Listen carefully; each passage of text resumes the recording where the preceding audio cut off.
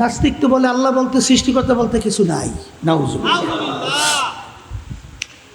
আমাদের ইমাম বলছিলেন আল্লাহ বলতে সৃষ্টিকর্তা বলতে আছে। চ্যালেঞ্জ হয়ে গেছে, চ্যালেঞ্জ কি অনেক সময় চ্যালেঞ্জ হয় না? এখন নাস্তিক প্রমাণ দেবে সৃষ্টিকর্তা নাই, ইমামুল আজম আবু হানিফা রাহমাতুল্লাহ প্রমাণ দেবেন সৃষ্টিকর্তা আছে।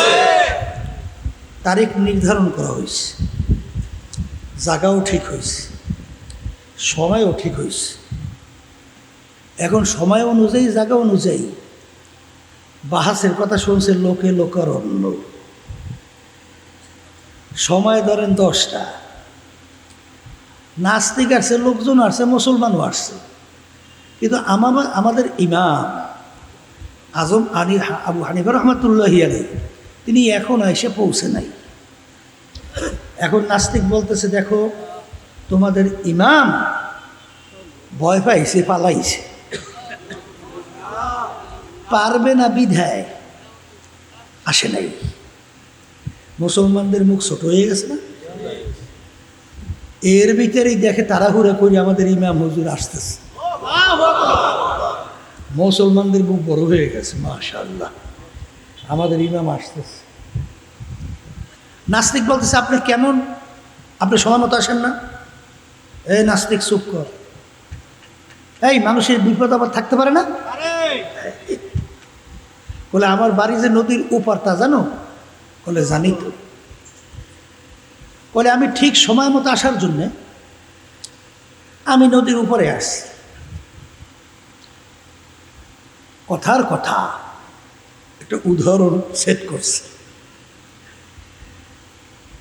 এখন আমি নদী পার হব এরকম কোনো যানবাহন নাই, আমি অপেক্ষা করতেছি। হঠাৎ আল্লাহর কি কুদরত, নদীর উপরে দেখি একটা গাছ আপনি আপনি পড়িয়ে গেছে। বিনা মিস্ত্রি ফারানি করাতি ছাড়া আপনি আপনি গাছ ফাইরা তক্ত হয়ে গেছে, বিনা মিস্ত্রি ছাড়া তক্তাগুলো আপনি আপনি লাইকে নৌকো হয়ে গেছে, বিনা মাঝি বিনা দাঁড় পাল্লা বইটে ছাড়া।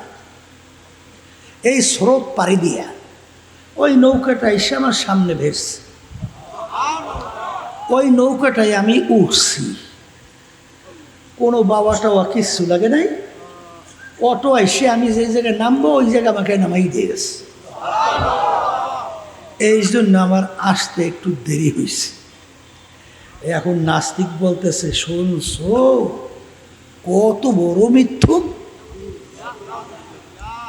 বলে একটা গাছ বলে আপনি আপনি পড়ছে, বুঝলাম গাছের শিকড়ে মাটি নেই, পড়তে পারে। বিনা মিস্ত্রিতে কি তক্তা হইতে পারে? আবার বিনা মিস্ত্রিতে কি নৌকো হইতে পারে? আবার বিনা মাঝিমাল্লা ছাড়া দাঁড় বইটা ছাড়া এই নৌকা স্রোত পাড়ি দিয়া উপর এসে তার সামনে আসতে পারে? এরপরে আবার তা সে উঠছে, আবার বলে বিজা মাঝিমাল্লা ছাড়া দাঁড় বইটা ছাড়া তাকে বলে আবার জায়গা মতো পৌঁছে গেছে। এত বড় মিথ্যা কথা। ইমামুল আজম আবু হানিফা রাহমাতুল্লাহি আলাইহি তিনি বলেন নাস্তিক থাম, সাধারণ একটা গাছ ও যে আপনি আপনি নিজে নিজে পইয়া নিজে নিজে মিস্ত্রি ছাড়া যদি তক্তা হইতে না পারে, এই বিনা মিস্ত্রিতে যদি নৌকা হইতে না পারে, বিনা মাঝিমাল্লা দাঁড় বইটা ছাড়া যদি স্রোত পাড়ি দিয়ে এপার আসতে না পারে, আমাকে নিয়ে যদি জায়গা মতো পৌঁছাইতে না পারে, তাহলে নাস্তিক তুই উত্তর দে। এই বিশাল আসমান, এই সূর্য, এই চন্দ্র, এই তারকা, এই জমিন, এই 18,000 কম বেশি মখলুকাত, এই গাছপালা মানুষ, এই সব আপনি আপনি বানাই না কারিগর ছাড়া, সৃষ্টিকর্তা ছাড়া কিভাবে হইল? এখন নাস্তিকের প্রশ্নে ওই তো ধরা খেয়ে গেছে, ওই তো বলছে আপনি আপনি হইতে পারে না। এখন ও আর উত্তর দেবে কি? অটো আস্তে থেমে গেছে। এরপর মুসলমান নারায়ে তাকবীর স্লোগান দিয়া বিজয় বেশে চলে গেছে। এই আল্লাহর বান্দারা, একটু ইংরেজি বাংলা বই দিয়া যারাকে ধরাকে সরা জ্ঞান মনে করেন না, নামাজ ছাড়ছেন, রোজা ছাড়ছেন, দরিয়েছেন, হজ যাকাত ছাড়ছেন, সুন্নাত ছাড়ছেন, হারাম হালাল তমিজ পার্থক্য করে খান না, চলেন না, জুলুম করেন, মিথ্যা বলেন, মানুষকে খুন করে, গুম করে, এই চাঁদাবাজি করেন, টেন্ডারবাজি করেন, এই টাকা আবার বিদেশে পাচার করেন। আমি সেই বাজানদেরকে বলবো, বাজান, আল্লাহ রাব্বুল আলামিন প্রত্যেকটা মানুষকে বোঝার জন্যে আকল দান করছেন, জ্ঞান দান করছেন, বুঝশক্তি দান করছেন। যেমন একটা উদাহরণ দিলেই বুঝবেন। আপনি রাস্তা দিয়ে যাইতেছেন, রাস্তার ভিতরে দেখেন গোবর পড়িয়ে রয়েছে, গোবর, গোবর চেনে? হ্যাঁ, ধারে কাছে কোনো গরু দেখা যায় না, দেখেনও না, নাইও। ধারে কাছে কোনো গরু নাই। এখন আপনার জ্ঞান কি বলে? এখান থেকে একটা গরু, আপনি গরু দেখছেন? দেখেনও নাই। তাহলে আপনি যদি গরু না দেখা গোবর দেখা আপনার জ্ঞান বলে এখান থেকে গরু গেছে, তাই ঠিক প্রতিটা জ্ঞানী, বুঝদার, আকলমান আল্লাহর এই মাখলুকাতের দিকে তাকাইয়াই আল্লাহর পরিচয় লাভ করতে পারে। কথা ঠিক কিনা? এই জন্যই তো মুরাকাবা মুশা। কেন? এই জন্যই আল্লাহর বান্দার, আল্লাহর খাস বান্দারা যখন একটা ফুলের ঘ্রাণ নেয়, দেখে এত সুঘ্রাণ, গোলাপ ফুলের ঘ্রাণ মনোমুগ্ধ করে না? কলিজা ঠান্ডা হয়ে যায় না? ঘেরান আপনি দেখছেন? ঘেরানটা কোন জায়গায় লুকাই? তো কে রাখলো? কোন জায়গায় রাখলো? কোথায় আছে? তখনই সে চিন্তা করে তার আকল জ্ঞান দিয়ে মোরাকাবা করে। মোরাকাবার করার পরেই তখন সে তার অবস্থান ভিতরে ব্যক্ত করে। हर रंग में तू है, भो में तू है, गलू में तू, हर जा तू, जिधर देखता हो मैं तू ही तू है, तू ही तू है, तू ही तू। হে আমার দয়ার মালিক, আমি যখন ফুলের ঘ্রাণ নেই, আমি ফুলটাকে দেখি, ওর চমৎকার রংটার দিকে তাকাই, আমি তো ঘ্রাণ পাই না, আমি তো রং দেখি না, আমি তো ফুল দেখি না, আমি তো দেখি তোমাকে। কথা ঠিক না বেঠি? এই শ্রেণী আল্লাহর বান্দা বান্দিরা যখন একটা গাছের দিকে তাকায়, গাছের পাতার দিকে তাকায়, তখনই মুরাকাবার পরে তখন সে ব্যক্ত করে, বর্গেদার আখতা সবজে দর নজরে হুশিয়ার, বর্গেদার আখতা সবজে দর নজরে হুশিয়ার, हर वाराक़े दफ्तरी मारिफात किरदेगार। আমার দয়ার মালিক, আমি গাছের দিকে, পাতার দিকে তাকাই, আমি তো গাছের পাতা দেখি না, আমি তো দেখি তোমাকে। হ্যাঁ, আমার মালিকের পাও না, সেরো না। একটু ইংরেজি বাংলা পইরা, হায় রে কপাল পোড়ারা, সৃষ্টিকর্তাকে ছাড়ছো, আখেরাত ভুলছো। হায় হায় হায় হায়, নাস্তিকদের পায়খানা প্রসাবে পাচার খাইছেন? কোন নাস্তিক? যেই নাস্তিকরা দুনিয়ার ভিতরে সর্বত্র শান্তির আগুন ধাউ ধাউ করে জ্বালাইয়ে রাখে। দাদা ঠিক কিনা? ওদের কালচার তোমাদের কাছে ভালো লাগে?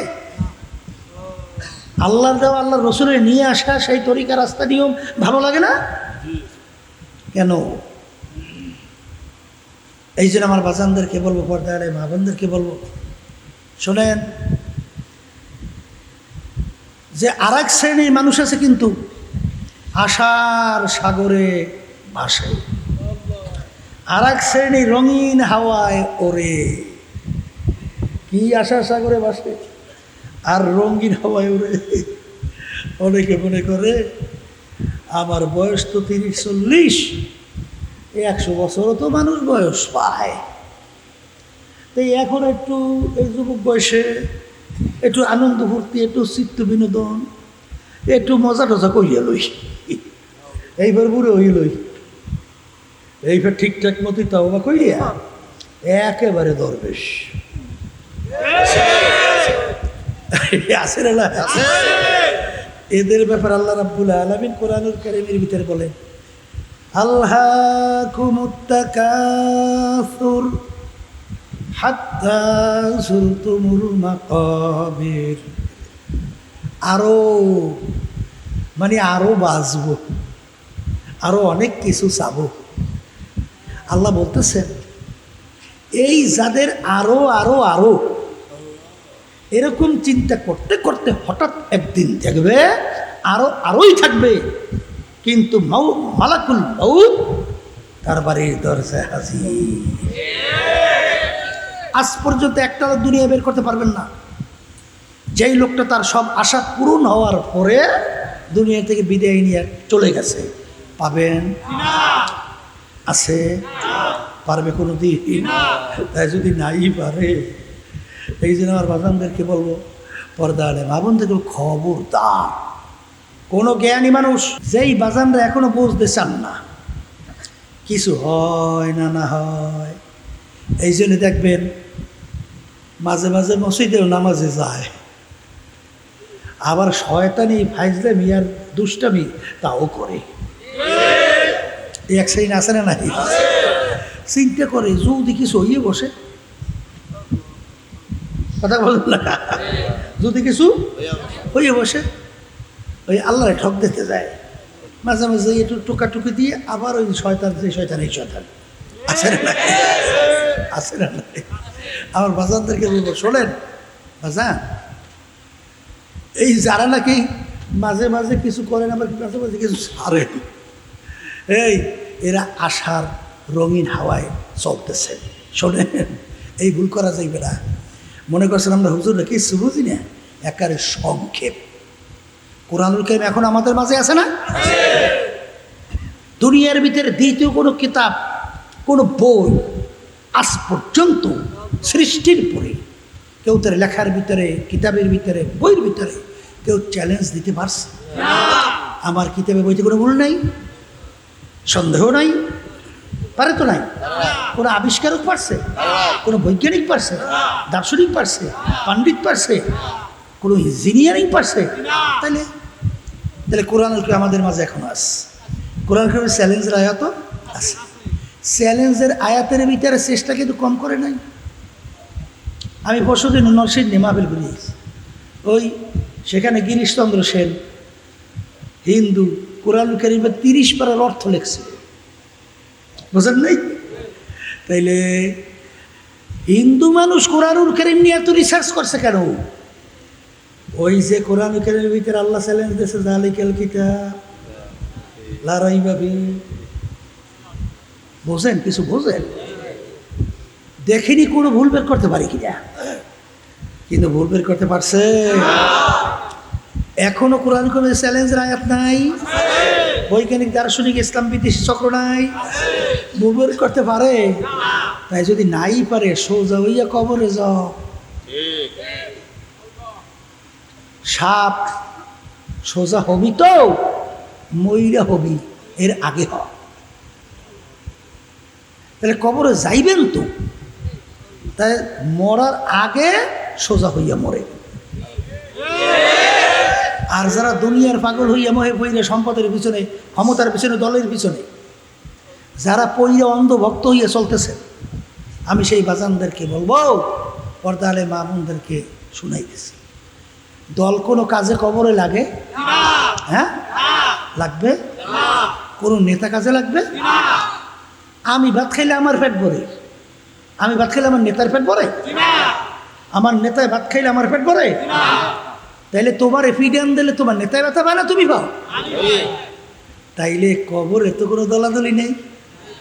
তাই তোমার আমার সোজা হয়ে এই কবরে যাওয়া লাগবে। ওই কবরের প্রশ্নের উত্তর কিন্তু কোন নেতা দেবে না।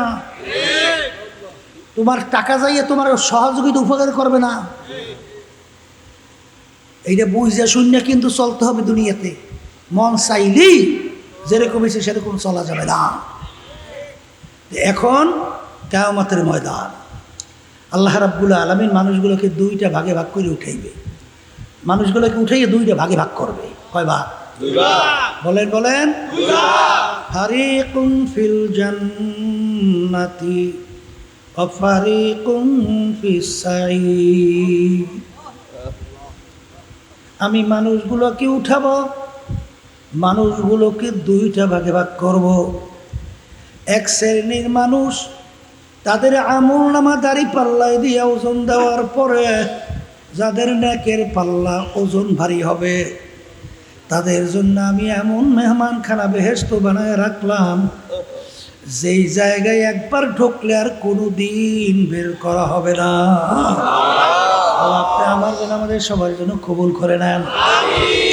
আর এক শ্রেণীর মানুষ ওদের আমলনামা দাড়ি পাল্লায় দিয়ে ওজন দেওয়ার পরে যাদের নেকের পাল্লা হালকা হবে, গুনার পাল্লা ভারী হবে, তাদের জন্য আমি এমন শাস্তির জায়গা বানায় রাখছি, যেই শাস্তির জায়গার নাম হলো জাহান্নাম। আল্লাহ আপনি আমাকে আমাদের সবার জন্য মাফ করে দিয়েন। এ কবরের যাত্রীরা, এ পর্দার আড়ালের মা বোনেরা, কোনটা নেক আর কোনটা গুনাহ এইটা আমাদের চিনতে হবে, জানতে হবে। এরপর নেক আমল বাড়াইয়া ইমানকে নির্ভেজাল মজবুত কইরা দুনিয়ার থেকে বিদায় নিয়ে কবরের পথে যাত্রী হওয়া লাগবে। বাজান বর্তমানে বাংলাদেশের মধ্যেও দেখবেন আমরা চর্বনাই আলাদা বলি, এই এই কাজ করো, এই নিয়মে চলেন, এইটা নেক কাজ, এইটা ছাড়ো, এইটা কিন্তু গুনার কাজ। কথা বলে না? আছে না নাই? আবার এক শ্রেণীর বলবে না এইটা নেক, না এইটা হইল, এইটা হইল গুনাহ, এইটা হইল নেক। এরকম বিভিন্ন ধরনের নেক আর গুনাহ নিয়ে তর্ক বিতর্ক সমাজ আছে না নাই? একটা নেকির জন্য কিয়ামতের ময়দানে কেউ যদি ঠেকে, সারা কিয়ামতের ময়দান ঘুরে একটা নেকি সংগ্রহের কিন্তু সুযোগ নাই। কিয়ামতের ময়দানটা এত ভয়াবহ কঠিন হবে। আল্লাহ রাব্বুল আলামিন কিয়ামতের ময়দানের অবস্থান বুঝাতে যাই আল্লাহ বলছেন, ইয়াউমা ইয়াফিরুল মারউ মিন আখিহি ওয়া উম্মিহি ওয়া আবিহি ওয়া সাহিবাতিহি ওয়া বানিহি লিকুল্লি ইমরিইম মিনহুম ইয়াউমা ইযিন শা'নুন ইউগনি। আল্লাহ রাব্বুল আলামিন বলছেন কিয়ামতের ময়দানটা এত ভয়াবহ কঠিন হবে, মা পর্যন্ত সন্তানের পরিচয় না দিয়া মা সন্তান থেকে ভাইগে যাবে। মা যদি পরিচয় না দিয়া সন্তান থেকে ভাগে, মায়ের চেয়ে দ্বিতীয় আপন কে তার চেয়ে বেশি আছে? তা যদি না থাকে, কিয়ামতের ময়দান এত ভয়াবহ কঠিন হবে, মাই পরিচয় সন্তানকে দেবে না।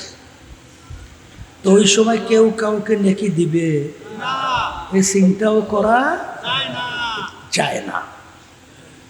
তাই নেকি সংগ্রহের জায়গা হলো দুনিয়াতে। কোথায়? আর দুনিয়া মাজরাতুল আখিরাহ। এই দুনিয়াটাই হলো আখিরাতের সম্বল, সম্পদ, নেকি কামাই করার জায়গা। যারা মাহফিলে আসছেন, নিয়ত যাদের সহি, আল্লাহ যদি কবুল করে, একটা দুইটা না, লক্ষ লক্ষ নেকি আমল নামায় দান করবে। তা আমরা যারা মাহফিলে আসছি, জিতছি না ঠকছি? বলেন জিতছি। আর যারা আসে না তারা কিন্তু ঠকছে।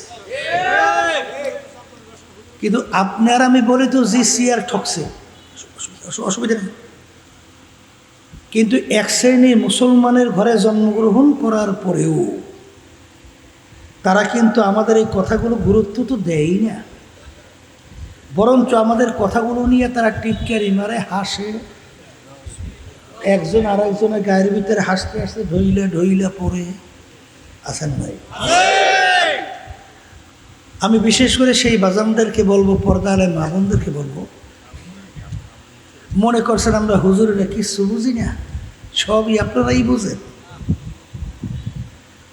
আল্লাহর রহমতে একেবারে কম বুঝি না। ভালো করে চিন্তা ভাবনা করে দেখছি, এই দুনিয়াটা হইল ক্ষণস্থায়ী। কেমন ক্ষণস্থায়ী? আল্লাহ হাবিব সাল্লাল্লাহু আলাইহি ওয়াসাল্লাম বলছেন, আলী মৃত্যুকে কত দূরে মনে করো। আলী রাদিয়াল্লাহু তাআলা আনহু বলছিলেন, আল্লাহ রাসূল সাল্লাল্লাহু আলাইহি ওয়াসাল্লাম, আমি যখন নামাজ পড়ার জন্য ওযু করতে যাই তখন আমি খেয়াল করি আমার শেষ ওযু এইটাই হতে পারে। সামনে রক্তের নামাজের জন্য ওযু করার সুযোগ আর নাও পাইতে পারি। আল্লাহ রাসূল সাল্লাল্লাহু আলাইহি ওয়াসাল্লাম বলেন, আলী তুমি ভুল করছো। এক নামাজ থেকে অন্য নামাজ আসতে মাঝখানে অনেক সময়ের ব্যবধান। মৃত্যু তো এত দূরে না। তুমি যখন নামাজের ভিতরে ডানে সালাম ফিরাও তখন তুমি খেয়াল করো আমি বামে সালাম ফিরাতে পারি কিনা। এই হলো দুনিয়া। এরপর আমার বাচ্চাদেরকে বলবো, কে বা কতই বা বয়স পাইবেন, আর পাইলেও বা লাভ কি? মরণের শরাব পান তো করতে হবে, না করা লাগবে না? মূসা আলাইহিস সালাতু ওয়াস সালামের সঙ্গে আল্লাহর সঙ্গে কথা হইতেছিল। আল্লাহ রাব্বুল আলামিন মূসা আলাইহিস সালাতু ওয়াস সালামের সাথে কথা অবস্থায় নবী বলতেছেন, মালিক হায়াত তো দোয়া করলে বাড়াবেন না, হায়াত কি পরিমাণ বাড়াইবেন? বলে, হ্যাঁ আমার নবী, আপনি যদি চান তাহলে প্রত্যেক পশমের বিনিময়ে 500 বছর করিয়া। প্রত্যেক পশমের বিনিময়ে কয় বছর? আচ্ছা, তাহলে এখন শরীরের ভিতরে পশম কত? এখন হিসাব করেন যে হায়াতের পরিমাণ কি পরিমাণ হয়। এখন নবী বলতেছেন, মালিক পাইলাম 500 বছর কইরা, প্রত্যেক পশমের বিনিময়ে হায়াত আপনি দান করবেন। মালিক এরপরে কি হবে? পাইলাম 500 বছর করিয়া, এরপরে কি? বলে, এরপরে আবার মউতের শরাব পান করতে হবে, অর্থাৎ মরণ লাগবে। তখন নবী বলতেছেন, মালিক আর হায়াত বাড়ানোর দোয়াটাও দরকার নেই, আপনার সিদ্ধান্ত অনুযায়ী আজরাইল আলাইহিস সালাতু ওয়াস সালামকে পাঠান, আমি তৈরি আছি। তাহলে যত হায়াত পাক, মরণ কিন্তু লাগবে। কথা কয়, মরণ লাগবে না? এখন দুনিয়ায় ইচ্ছা করিয়া কেউ আমরা আসতে পারছিলাম? আচ্ছা, তাহলে আসি কার ইচ্ছায়, যাবো কার ইচ্ছায়? তাহলে আসিও আল্লাহর ইচ্ছায়, আসিও আল্লাহর ইচ্ছায়, যাবো আল্লাহর ইচ্ছায়। আর আখেরাতের যে জিন্দিগি শুরু আছে আর শেষ না, ওই জিন্দিগির সম্বল তো এখান থেকে কামাই করার পর রওনা করতে হবে। আখেরাতের জিন্দিগিটা কি পরিমাণ সময়? আল্লাহ রাসূল সাল্লাল্লাহু আলাইহি ওয়াসাল্লাম একটা উদাহরণ দিয়ে বলছিলেন, এই তামাম দুনিয়াটা যদি একটা গোডাউন বানাও, পশ্চিম থেকে পূর্ব, উত্তর থেকে দক্ষিণ, জমিন থেকে আসমান, তাই জমিন থেকে আসমানের দূরত্ব কি পরিমাণ, এই অঙ্ককেও হিসাব মিলাতে পারছে? তবে একটু আন্দাজ করা যায়। কি আন্দাজ? আমরা যে সূর্য দেখি, এই সূর্য নাকি দুনিয়ার থেকে 9,30,00,000 মাইল দূরে আছে। এরপরে তারকা আছে, তারপরে তারকা, তারপরে তারকা, তারপরে তারকা, এত দূরে তারকা। যেই তারকা সৃষ্টি করার পর থেকে এখন পর্যন্ত নাকি তার আলো আইসা জমিনে পৌঁছেই নেয়। আর আলোর গতি প্রতি সেকেন্ডে 1,86,000 মাইল বেগে দৌড়ায়। এখন আপনি হিসাব করে মিলেন তো সেই তারকা কত দূরে আছে? তাহলে দূরত্ব শেষ আছে? আল্লাহর হাবিব বলেন, এই পুরা গোডাউন যদি তুমি সরিষা দিয়ে ভইরা দাও, আর একটা পাখি কিছু বলে, হে পাখি, একটা সরিষার দানা খাবা, আবার 500 বছর পরে আর একটা সরিষার দানা খাবা, এরকম 500 বছর পর পর একটা সরিষার দানা খাইতে খাইতে তামাম দুনিয়াময় গোডাউনের সরিষা একদিন না একদিন শেষ হবেই হবে। কিন্তু আল্লাহ রসুল সাল্লাল্লাহু আলাইহি ওয়াসাল্লাম বলেন, আখিরাতের জিন্দেগিটা শুরু হবে আর কোনোদিন শেষ না।